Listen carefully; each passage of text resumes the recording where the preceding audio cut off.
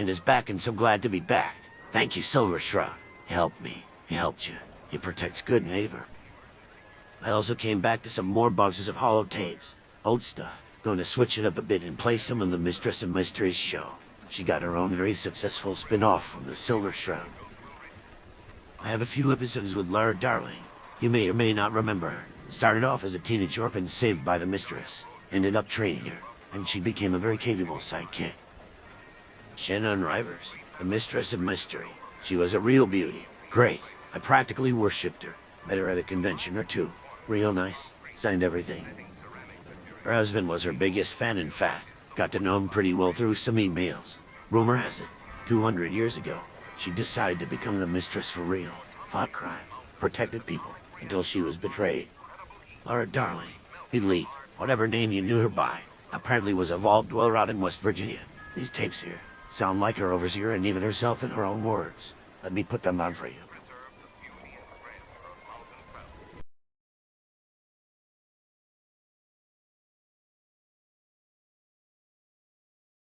Belit Baudelaire. I remember the name from the radio programs. Maybe a dozen Silver Shroud episodes. Twice as many on Mistress of Mystery. I had been a fan of Laura Darling, but I wasn't a fan of Belit Baudelaire. She had been able to buy her way into a vault. Something, after my years, and years of hard work and coming from a poor upbringing, was vehemently opposed to. While what each resident brought greatly varied. A bag or two. A couple of suitcases. She came with a complete caravan. Makeup for days. Makeup for nights. And seasonal wardrobes arranged by color. As I processed her documentation, I casually remarked that she apparently had some fashion sense. She just rudely remarked that somebody had to. The bombs fell and people remarked in fear on how the world had collapsed. She just quipped that it had happened long before the bombs. She had a handful of Laura Darling fans in the vault. It got her favors. It got her special considerations. I was determined to put a stop to it. She became the den mother of mean yet popular girls. 30 years old, and spreading gossip and rude jokes. Her name would be clear as day on attendance sheets for training and her duties. Yet nobody ever recalled her actual presence save one or two sycophants. Major Star and others suggested time in a cell would teach her the importance of duty. But I didn't need a long list of fans lining up to do her bedding from behind bars. A few years later, I marched her into my office and appointed her as an entertainment director, of sorts. Told her if she delivered results, I would overlook the rest. She initially scoffed at the idea, but I had put a worm in her ear, and within a week or so she was setting up a talent competition. Then a beauty contest from which, much to his dismay, Maxwell was ineligible for. The entertainment delivered results. Vault morale was up. Incidents were down. Whitwillie tried to do a comedy act, with mixed results. Beauty contests and boxing matches saved our vault in the end. Probably one of the most brilliant ideas had been to start producing radio plays starring Laura Darling. All grown up. A crazed inventor husband, voiced by Maxwell, and a whole set of new characters and villains for her to battle. It lasted about 100 episodes and 24 live shows. What I didn't realize at the time was, it gave her life back. All she really wanted. And she was a changed person after that. The last decade or so she had matured quite a bit. She started an acting troupe. They did a mixture of stuff. Classic plays with interesting twists. New plays. The works. She was one of a number of residents who didn't want to leave the vault. Even caught her trying to convince Maxwell to hack the vault so it would let them stay. She staged one final play on that last night. Just before the final party at Wet Willie's, she performed The Tempest by Shakespeare. Maybe one of her best performances yet. Eric even went through the difficulty of writing a program for play and have her sign it. I remember reading that handwritten note, Brave New World, which will have such people in it. I knew it was Eric's handwriting, but I also knew it was Belit's heart in it. I wasn't sure if I would ever see her again. A middle-aged actress in a wasteland. Not the best odds. I saw a couple of people. and then I always recognized her knocking at my door. She had managed to find makeup out there, was dressed like a character from a Grognak comic, even had a rusty and bloody spear in hand. Her arms had toughened up considerably. She was in her finest role ever. She told me she'd keep it brief because she had things to do. She introduced herself as Belit Baudelaire, from the Order of Mysteries, Initiate of the Brotherhood of Steel and General of the United States Armed Forces. She said, before I did, that people were returning to West Virginia, and somebody needed to watch out for them. We all had our parts to play, and she was ready to take the stage.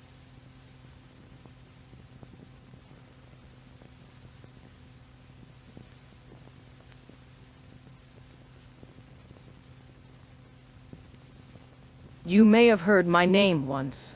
Belit, Baudelaire, star of stage, screen, radio, holotape, talk shows, department store appearances. Somehow I decided 25 years ago that being locked in a vault would somehow be an improvement for my career. Maybe if I hadn't turned into invaders from planets Z when I was 5, my life would have a very different one. A mediocre one. But when I heard Shannon Rivers, I wanted to be her. I was obsessed throughout my childhood with her, and when she became the voice of the Mistress of Mysteries few years later. But here I am, outside of the vault doors. I barely remembered what they looked like, crouching next to a skeleton long since dead, and no Mistress of Mystery to guide my way. The overseer was just a nerdy little kid when I stepped foot in there. I thought it was a joke from Vault Tech, a birthday present, 6 months early. But now I was following her down a hill, trying to outrun a horde of teeny Chinese spiders, almost as aggressive as the paparazzi. I ran into some infected thing, bashed it with a shovel.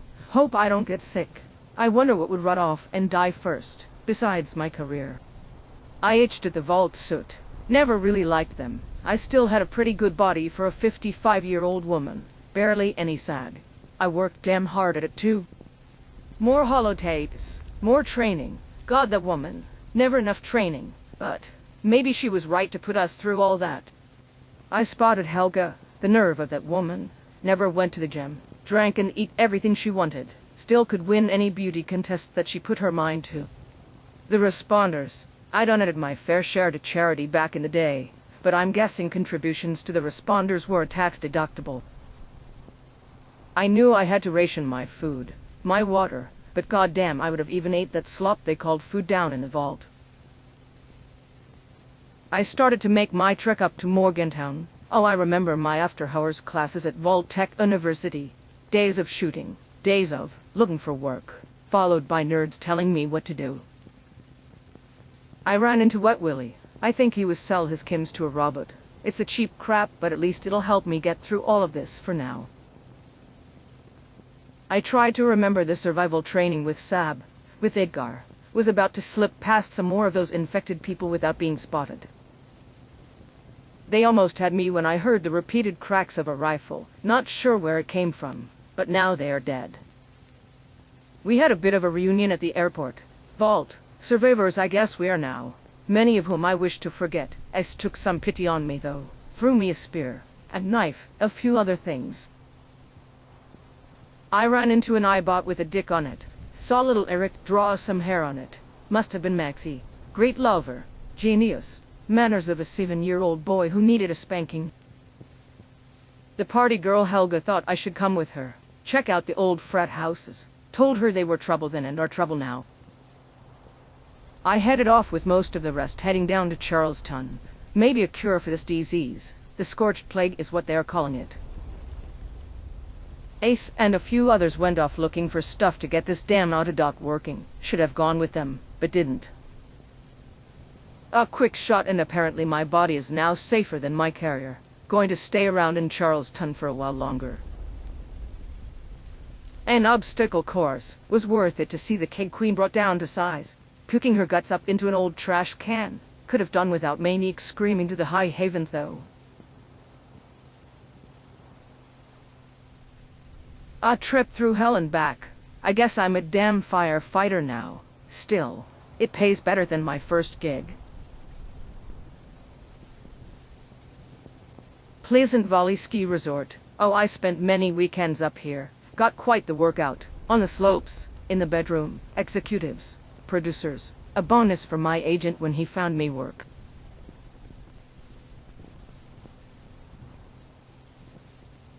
David Thorpe, business tycoon.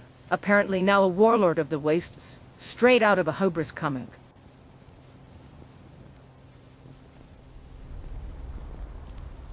He was rich, powerful, confident, and very easy on the eyes, and didn't pay me one damn bit of attention. Long list of mistresses and lovers. I guess Rosalind was the last, and she stayed. A funny thing, most married men I was with, they didn't hate their wives, or their children, not at all, but I gave them something else they thought they needed. I felt bad for David, his wife, children, home, gone. That safety net in the back of his mind that made the rest worth it. I remember thinking she was different, something more between David and her. I guess it turned out to be love, and in a way she became his wife. A pale reflection in a Miss Nanny. Rose has all of her crudest qualities, but I guess her better ones were never programmed. Maybe they couldn't be. Rose has had me all over the place. Death claws, mines, super mutants, hulls, still less work than some of my auditions. And it all came down to David. One of those things now. Served him right for refusing my offer. But, part of me, I told Rose to take a minute. Maybe I was hoping Rosalind was too. Wherever she was. If you believe in that sort of thing. It's done, and now I'm in Rose's. Well, let's admit it. It's a coat room. I kind of looked there. Found some pro-war clothes. Tried them on. I still looked better than some of those who were 10 years younger than me. All those hours logged in the gym, treadmill, exercise bike, the works. I can still remember my training regimen with Bruno, both in and outside of the locker room. Decent lover, always felt we might have had a connection, but every time, he backed away. He was always brutal, but with me, he was very gentle. First time I thought he'd hit me. Maybe I felt like I even deserved it. I'm now knee-deep in swamp water, the mire, they are calling it now. I simply called it Hicklandia. I was taking orders from a robot. Now I'm taking orders from a dead girl. But every piece to a puzzle, I feel as obsessed with it as I once was with Shannon. I don't know who wrote it, but looking into a mirror down into the bunker. Written in grime, blood, maybe shit, Bitsy and Groder. I haven't heard or seen that name in a lifetime ago. But the name fit the face I was now seeing in the mirror. I didn't realize how bad I looked. Every wrinkle, every clogged pore, all the old lady roles I'd probably now fill, grandmothers. I just cried. I don't really know for how long. I just wanted to lay down and die, with the rest of the old world. I remembered a couple of the Grognak radio plays, where I played Belit, warrior woman of the jungle.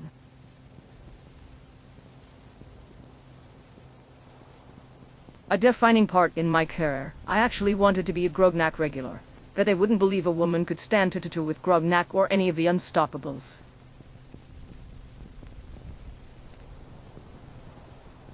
The mistress of mystery, the one exception, and my idol had filled the role for years before I came onto the scene. Maybe I was no longer Betsy Ann. I was Belit Baudelaire, warrior, woman of the mire.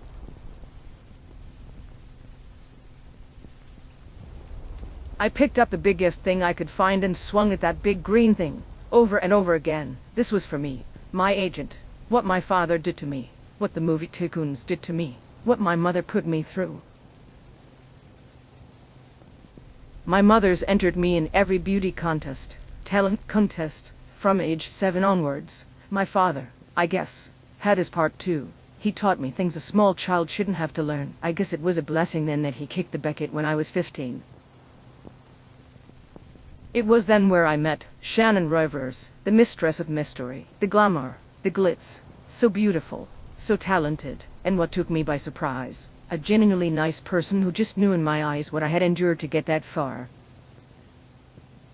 My prize had been a small role in episode 19 of the Mistress of Mystery radio show, a one-episode role as a teenage orphan. When it wrapped, she took everybody, and I mean everybody, out to dinner to celebrate.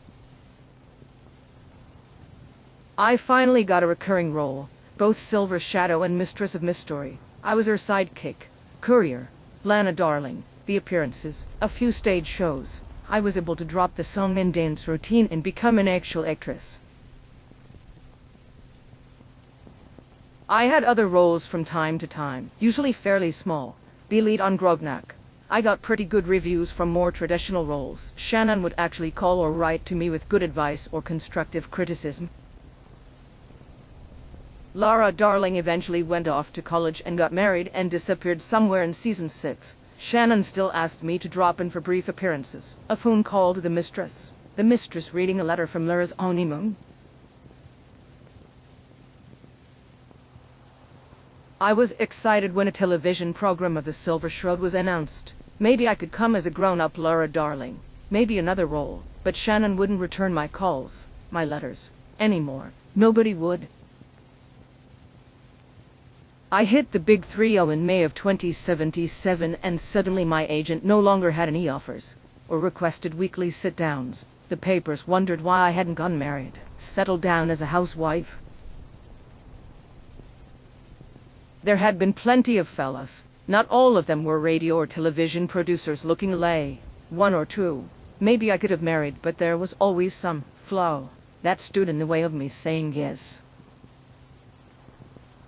I finally got a call from Shannon apologizing. She had been so busy, so overworked, had been neglecting her fans. She invited me to dinner at her house down near Charlestown. A nice, lovely dinner, but I could see what the stress was doing to her. But at the same time, I wondered. She was rich, never had to work another day in her life. If she didn't want to, had a lovely husband, Frederick, who absolutely adored her in every way. A daughter, millions of fans. Yet all she could talk about was herself. I got a spot of luck and Vault-Tec signed me on to be the voice for their commercials. Propaganda pieces, to be honest. How America's vaults would protect every single one of its citizens, every town, every city.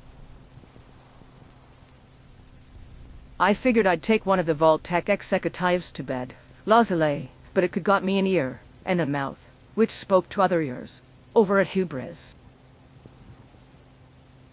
Shannon Rivers was simply too old to play the mistress on the small screen, surely a younger face. I figured I could take over from my mentor, but I got screwed in the end, literally and metaphorically. At the same time I heard the news. The war was just going to get worse. Used up the last of my money and favors to secure a spot in a vault, somewhere. I had to attend some night classes at Vault-Tec University, but just 2 weeks before it all ended, I got my notice and showed, threw my celebrity right in that little girl's face. I secretly hated myself for the last 25 years. I realized that. I also realized I wasn't worthy of being my idol, but with the detection network now up, I had a chance. I learned about this Brotherhood of Steel. Soldiers who betrayed a government no longer worthy of their loyalty. Shannon always said never to betray your fans. Hell had no fury like a geek scorned. I can say something about this Brotherhood. Tough women. Leaders. Paladins. Knights. They were tossing them into miniskirts and making them fetch coffee. I finally found where they made their last stand. Ace's lessons paid off. I survived the Cave of Horrors. Betsy unfroze, but Belit took over. Liz Taggart-D, the real hero. I got into her office, a big of a mistress fan herself. Even had a copy of one of the programs from one of our stage shows where I play Lara Darling. I guess I had even signed it for her. I wandered into Maxie's camp the other day. Big nuclear arranged eye job. One thing lead to another. After some much needed sex, I just started crying. I don't know why. He didn't know what to do. He could handle anything else, but that. I sat around with some of others, and then I saw her. Annabelle, the one they call the A-bomb. I had been so mean to such a little child, once upon a time.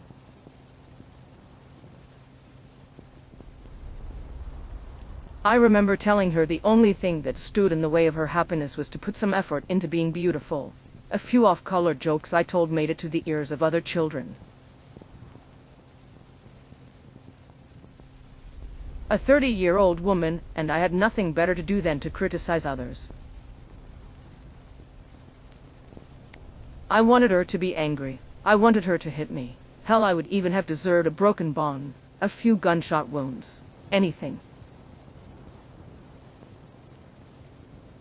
But nothing happened. She just nodded and motioned me to sit and listen. They had a plan, a big one. It needed everybody or we'd all die.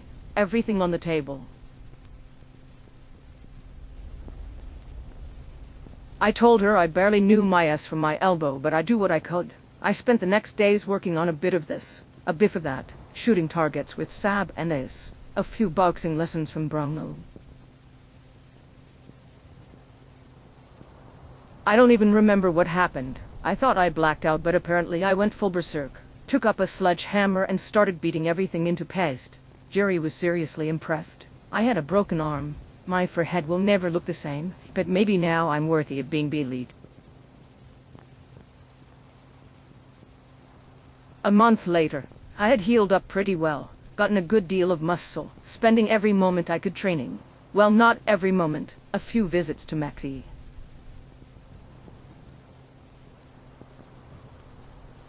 I heard the other day is found the body of a woman, almost dressed like the mistress. We're going to go off and investigate.